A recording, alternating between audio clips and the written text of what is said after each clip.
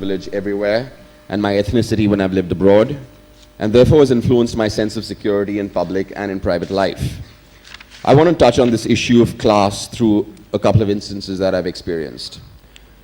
Mumbai hosted the World Social Forum in 2004, and for the first time there was substantial participation of queer people and considerable discussion on sexual orientation and gender identity issues in this space.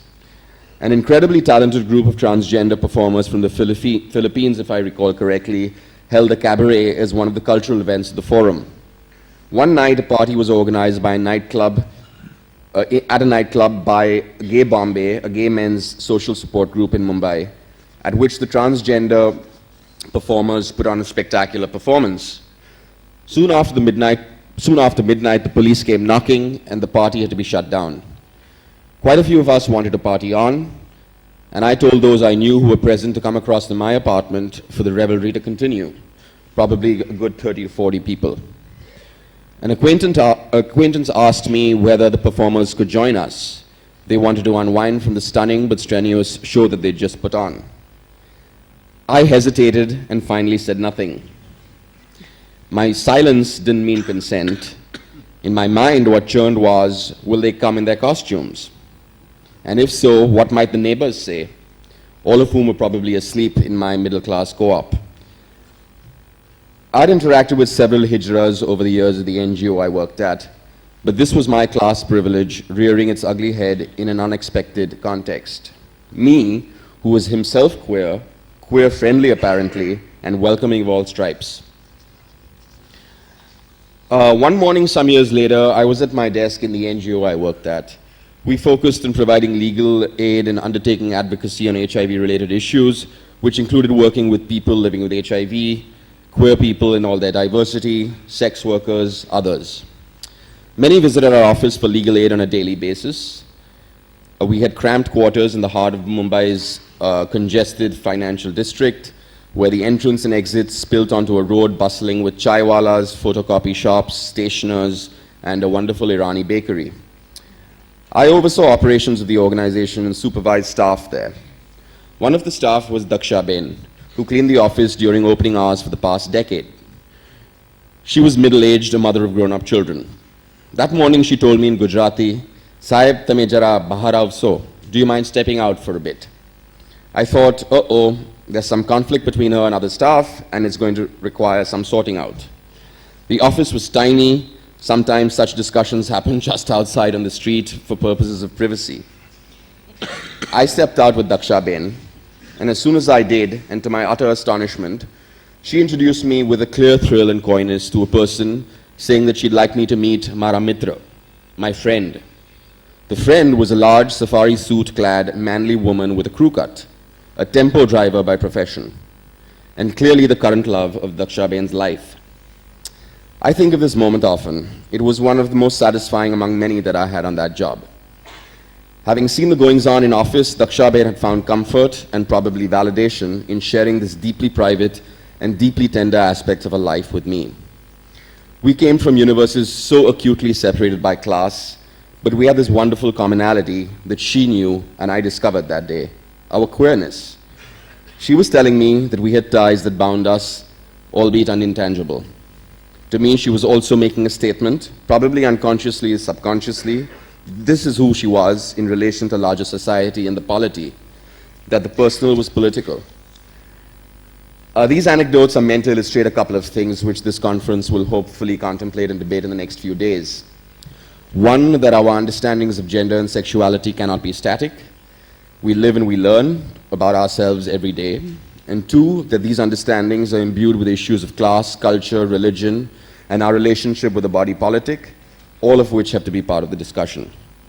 I want to end on a positive note. Despite the distress I felt at the legitimization of a majoritarian notion of sexuality through the upholding of India's anti-sodomy law almost a year ago, I don't believe that the law on the books alone can alleviate the violence and marginalization that many of us face, if not accompanied by changes to the law as it is used in the streets and attitudes as they are shaped. But I do believe that in a democracy, the black letter of the law is not only of hugely symbolic moral value, but also a directive to the state about the limits of its powers. And in that regard, in relation to what we are going to be discussing the next few days, there is something to be heartened by in India. While confirming the fundamental rights of transgender people, the Indian Supreme Court demonstrated a keen understanding on issues of gender and sexuality recently. It said many powerful things in its judgment, and I'll quote a few lines. One, that a moral failure lies in society's unwillingness to contain or embrace different gender identities and expressions, a mindset that we have to change. Two, that the true measure of development of a nation is not economic growth, it is human dignity. And three, that the right to dignity forms an essential part of our constitutional culture, which seeks to ensure the full development and evolution of person, and includes expressing oneself in diverse forms, freely moving about and mixing and commingling with fellow human beings. Recognition of one's gender identity is at the heart of the fundamental right to dignity. To me, that's potent, inspirational stuff. It's amazing what people are willing to imbibe when exposed in depth to issues of injustice. Hopefully those of you in policy-making positions, and I hope some of you in the room are in those positions, participating at this conference, will hear similar articulations for equality and have an open mind to being informed. Thanks.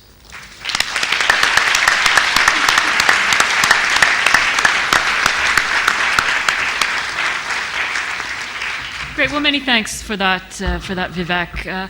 I just want to start off with a question which really picks up on a common theme through the presentations, but one which was explicitly articulated by Michael, which is that of the zero-sum game, moving from a zero-sum game mentality to a win-win mentality. But it's not just men who have a zero-sum game approach to the question of gender equality.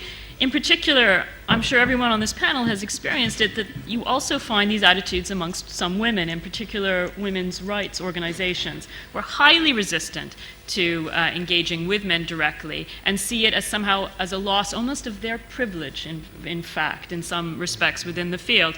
Can you comment on that, how things may be changing within the women's rights movement and the groups that you are dealing with? Thank you. I mean, yes, it's so true. I think it's the same sort of truth and experience that sometimes mothers in a home situation would feel angry when a child gets more attached to the father because they feel that being close to children is a mother's privilege. And I think in the broader society, in the gender discourse, you also find that.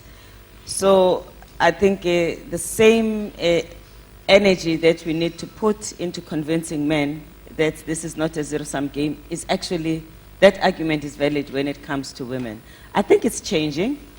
We have not reached a situation where it is universally accepted. I think it's, many people have said to me, what is UN Women doing with men? Didn't you get your job description right? You are UN women, not UN men.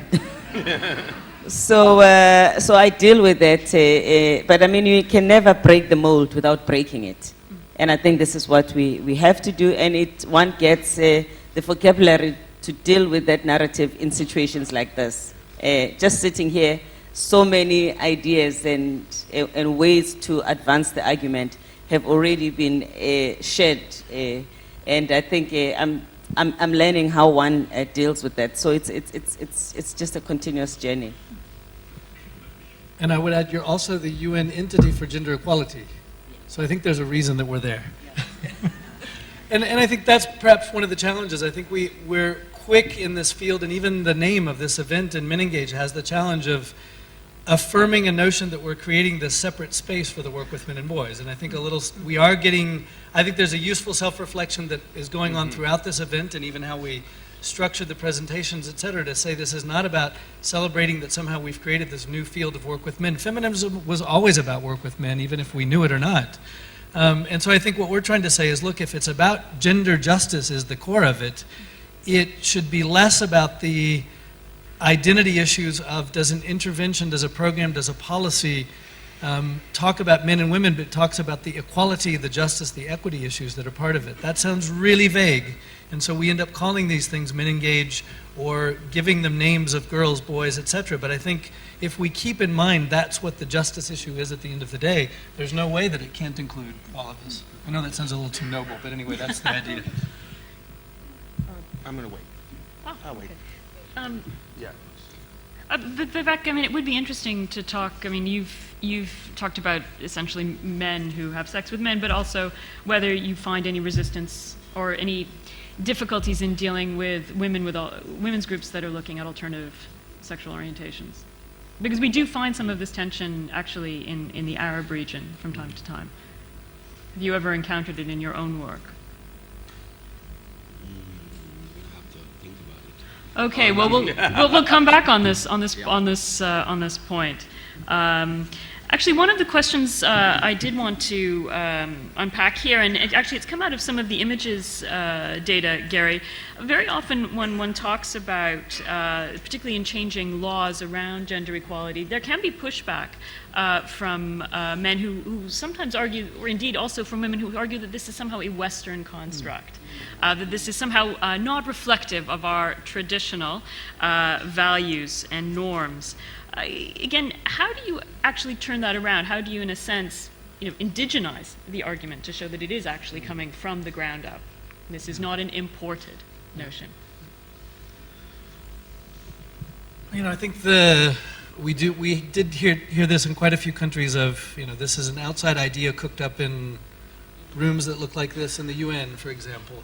So I think, how do we do this to ensure broad-based participation, to ensure that the voices of men and women who are already resisting gender binaries and gender inequalities get to speak about what's going on, and to, sometimes give up these clunky words that we use like gender equality and call them more direct and simple things.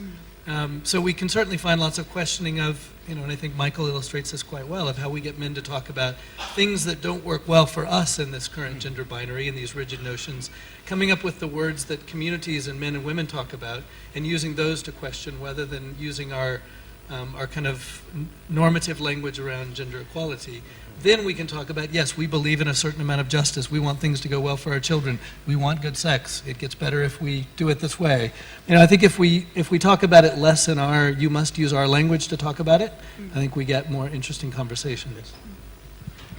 A very quick correction. It says nothing. The data say nothing about quality, only quantity. And nothing about size either. Images tell about quality, though. Oh, good. Quality, yes. Okay, so I want to. It takes me a little while sometimes to process. So I want to come back to the question of the zero-sum game, but I also want to address this as well. I think the assumption about the zero-sum game that comes from, for example, women's rights groups, that also came from the Black Woman Stole My Job guys, is premised on the idea that the pie is exactly the same, or in fact shrinking. And so we're talking about how it's being cut in different ways. But I think there's a place, and we hear this. This is something that this idea, this fear, this kind of skepticism is recycled, every few years in every generation of new young feminist women, or new, or every generation of angry white men constantly refers to this. I think it's a really important thing for us to think about and take seriously. First, I think in alliance we do better in enlarging the pie. Second, I think, and this is really important, I think what we hear very often from women's rights groups is a very healthy skepticism. And I think, as Gary said, we have to take this seriously. Why? Because if the space is suddenly there, if masculinity or engaging men is suddenly an issue du jour, then men are going to jump in and offer all kinds of programs with no structure of accountability to the work that women have been doing for decades, with no sense of how to evaluate its effectiveness. And this is a problem. So I think what we need to do collectively is develop those kinds of structures of accountability, and then say, when men are setting up these kinds of things, that they agree to certain kinds of principles about how they will approach funders, how they will approach the actual political arena. So I think that this is really important. The second question has to do with the imposition from outside. And I think one of the geniuses, to my mind, of the Images project with which Gary has been engaged has been to use local voices to generate the larger conceptual framework. To not have a kind of large conceptual framework that is then imposed and say, okay, how do you fit into these boxes, these categories? But rather, you start by listening to the voices of young men, as they did with Tremundo in the favelas. You listen to those voices, from that you generate your ideas, and from that you develop the concepts that you then begin to compare with other places. I think then people are far more included in that conversation. No, just to say that actually in the India experience, I think many in the women's movement have been champions on LGBT sexual orientation, gender identity issues over the years. I think I think the groundswell of support when we've had favorable judgments or stuff going against the queer community has been from multiple voices, including from many feminist spaces. And I think that's partly to do with the fact that a lot of queer women occupy some of those spaces, but there's bridges that were built also between communities. Although I must also say that I think it took a while for like the mainstream women's movement to kind of engage with lesbians. And now, of course, there's a full engagement, but that took a while. So from the India context, I don't think there's actually a contestation necessarily about these issues. My global experience doesn't give me an adequate kind of picture of what's going on elsewhere. But just to continue on that, Vivek, because I mean the question of Western constructs, I mean, is very live in the debate that, for example, one is having around Section 377 and what we've seen in terms of legislation against homosexuality in many parts of the global South. It is then presented as something which has nothing to do with our history or our traditions. So again, do you find that discourse is changing in India around Section 377, that when these debates are presented, there are people pushing back as well? So I think it's a little more complicated than that here, because I think there's just complete disconnects at some level. There's a pretty vibrant sense that this is not alien to Indian culture. There's a pretty vibrant sense of this, I think, in lay conversations with academics, with queer people. I mean, I think there's a pretty... But that's not the discourse which comes from some parliamentarians and exactly. legislators. So I think the disconnect is that it doesn't seem to have connected, for instance, that rich kind of data that we have on this stuff doesn't seem to have, certainly attempts were made to kind of make the court listen to that, but it didn't seem to resonate at all. And then, of course, there was the cultural argument made on the other side against the removal of 377, which was religious forces who made those arguments. But I do believe that there's a pretty solid sense that this is not something which is a stretch of the imagination to realize that this is very much part of Indian culture as it's evolved over centuries. I think it could be also that this is not a vote bank for politicians right now, or there's a perception of that, and that's the only thing that seems to matter, maybe. And I think in other contexts around the world, it's certainly, LGBT queer people are used as, the nice kind of attack, a nice vulnerable group to attack to kind of, demonstrate your credibility as a champion president of whichever country you're from. I just want to agree with Michael about the importance of using local voices when you're dealing with issues that may be deemed to be a foreign imposition. But having said that, it is just as important for us to champion the universality of rights, so that we don't abdicate from supporting people in difficult situations because you say the issue is local. Otherwise, the word solidarity should not exist in any dictionary. Can I comment on the accountability question there. I think it's fantastic, Michael, that you brought that up. It's one of the topics that Men Engage as an alliance of NGOs is talking about. Many of you will have seen the materials that were precisely grappling with that. And I think one of our challenges is maybe in a typical, log frame or masculinist idea, we thought that somehow accountability was, check, we did that, right? It's kind of done. It's a bit like, in a partnership or a relationship thinking, oh, we talked about a relationship yesterday, we don't have to today, right? And we're done. And I think what we're trying to put is a, again, back, Michael, your notion of looking in the mirror and checking your privilege every day. What are we doing as a collective group of NGOs doing this work that sees it as a process? And that we're constantly, and it is an annoying process to have to everywhere check, are we doing this in ways that follows gender justice principles, and are we accountable to the women's rights field that made possible any of this work? Right. Good point, good point.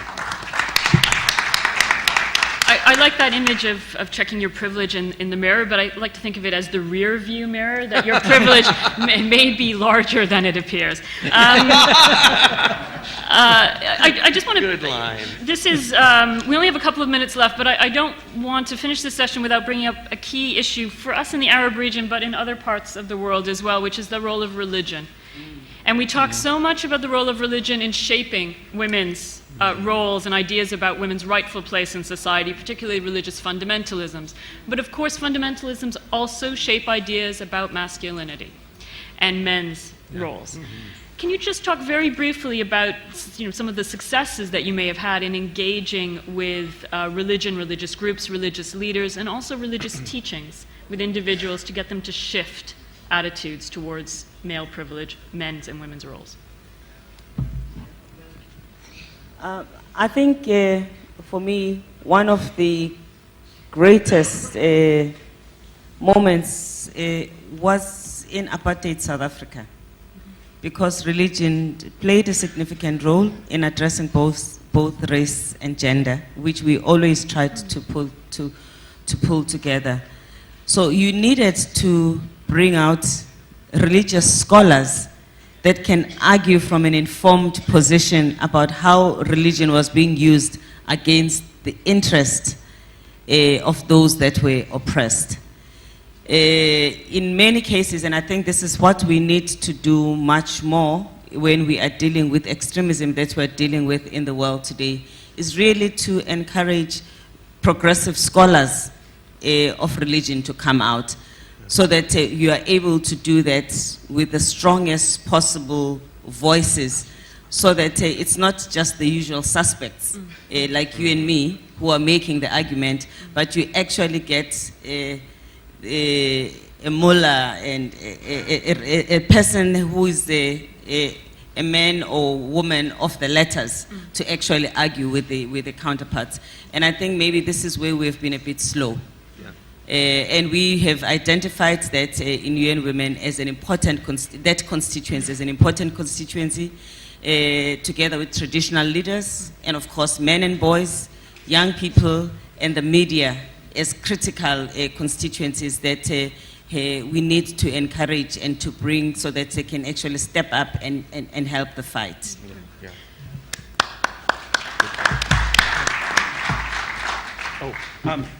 Yeah, thanks. I'm just going to have to say just one thing very briefly. First, I think that we often think of religion as monolithic, and therefore we sort of think that religious traditionalism, fundamentalism is always on one side, not on the other. And I always, when I hear this from my students, I always remind them that when the military came to power in many of the Central American countries, the first people they went after were the liberation priests and nuns. And there are pockets of religious tradition that are in fact very progressive, and that we need to honor those, because I think they're very, they contain seeds that we need to be planting as well. I'll just stop there. No, it's okay. I'll stop there. Actually, Gary, just a very quick question. In your work with men and boys around the world, I mean, is there any engagement with sort of religious teachings or religious leaders? Have you had experience with that? There's a lot of NGOs here, and there's quite a few sessions that are happening. Tear Fund, Sonke does some interesting work. Our colleagues Abad in Lebanon, very interesting work of precisely doing this, tapping into the voices of dissent that are there, and trying to find that there's multiple readings in, and using, I think a strong commonality in that work is appealing to the kind of the common humanity that can be found in that, Right. and finding those alternative voices that are there that often get repressed by big systems that work a lot like patriarchy. Vivek, would you like? Fine. Just to add that, I think also, the whole movement of the ordination of women as bishops and priests has been very important, is an important contribution to this debate. Yes, I mean, mobilizing women's voices within the context of religion as well is absolutely key. I'm afraid to say that's all we have time for in this session, but I'd like to thank our panelists and thank you for your attention, and we wish you many more days of insightful and inspiring exchange. Thank you very much.